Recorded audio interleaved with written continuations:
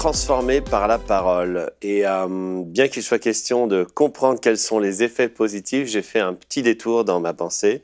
Donc les effets positifs de la méditation de la parole, il y a une exhortation que j'aimerais vous apporter et qui est très importante. Votre vie dépend de la parole.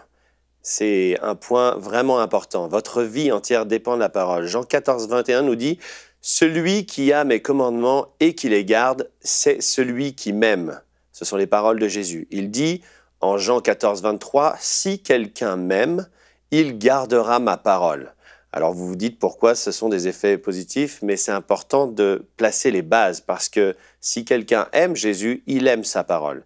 Et je crois qu'on a manqué de certains bons conseils lorsqu'on s'est converti, lorsqu'on a accepté le Seigneur dans notre vie, parce que la méditation de la parole n'est pas une option pour le vrai chrétien. Ce n'est pas quelque chose qu'il choisit ou qu'il fait de temps en temps, et on aurait peut-être dû plus nous conseiller dans cette voie-là que la méditation, c'est pas une option en fait, ce n'est pas quelque chose d'optionnel ou d'occasionnel.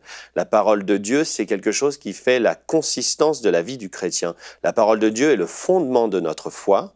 La parole de Dieu, c'est la véracité de notre foi, et la parole de Dieu, c'est l'avenir de notre foi. Oui, l'avenir de notre foi, parce que notre foi, comme on a pu le voir cette semaine, il faut la garder, il faut la protéger, il faut la chérir, et puis il faut combattre le bon combat de la foi jusqu'au bout. Donc c'est très dangereux pour une personne de se définir comme chrétien ou chrétienne si on ne garde pas sa parole. Je répète, Jean 14, 23, « Si quelqu'un m'aime, il garde ma parole. » Et la parabole du semeur nous enseigne sur 4 terrains, et que sur ces 4 terrains, 3 seulement ont reçu la parole. Le premier ne l'a seulement qu'entendu. Vous pourrez relire la parabole du semeur chez vous. Mais ces 3 terrains ont été mis à l'épreuve du temps. Et cette épreuve du temps, finalement, c'est toute notre vie. On voit que, vous pourrez lire, reméditer sur cette parabole. Mais aujourd'hui, on peut se poser la question, suis-je toujours un bon terrain pour la parole de Dieu? Vous posez cette question. La deuxième chose, c'est que votre qualité de vie dépend de la parole. Vous voulez plus de foi? Méditez la parole. Romains 10, 17 nous dit « Ainsi la foi vient de ce qu'on entend, et ce qu'on entend vient de la parole de Christ. Vous avez un besoin particulier? Il se trouve dans la parole. » Jean 15, 7 nous dit « Si vous demeurez en moi et que mes paroles demeurent en vous, demandez ce que vous voudrez, et cela vous sera accordé. Vous ne trouvez pas la paix? Elle se trouve dans la parole. » Lévitique 25, 18 dit « Mettez mes lois en pratique, observez mes ordonnances, et mettez-les en pratique, et vous habiterez en sécurité dans le pays. Vous avez besoin de guérison? Recevez la parole. » La parole dit dans le psaume 107, verset 20, oui, on lit la parole aujourd'hui, « Il a envoyé sa parole et les guérit. » Vous voulez prospérer? Méditez sa parole. La Bible dit dans Josué 1, 8, « Que ce livre de la loi ne s'éloigne point de ta bouche, médite-le jour et nuit, pour agir fidèlement selon tout ce qui est écrit, car c'est alors que tu auras du succès dans tes entreprises, c'est alors que tu réussiras. » La troisième chose, c'est que la parole est la vérité absolue pour le chrétien. C'est la vérité. Jean 17, 17 nous dit « Sanctifie-les par ta parole est la vérité. » Et on peut, dans notre marche chrétienne, on peut s'égarer facilement en obéissant par nos émotions, les circonstances, en obéissant aussi à des esprits mauvais qui essayent de nous séduire. Oui, ça peut arriver même à des chrétiens.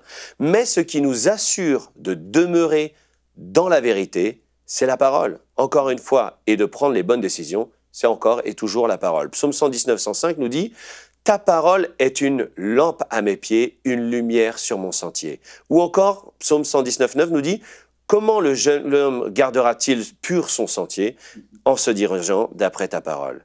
Lire la parole, c'est plonger nos regards dans Jésus-Christ.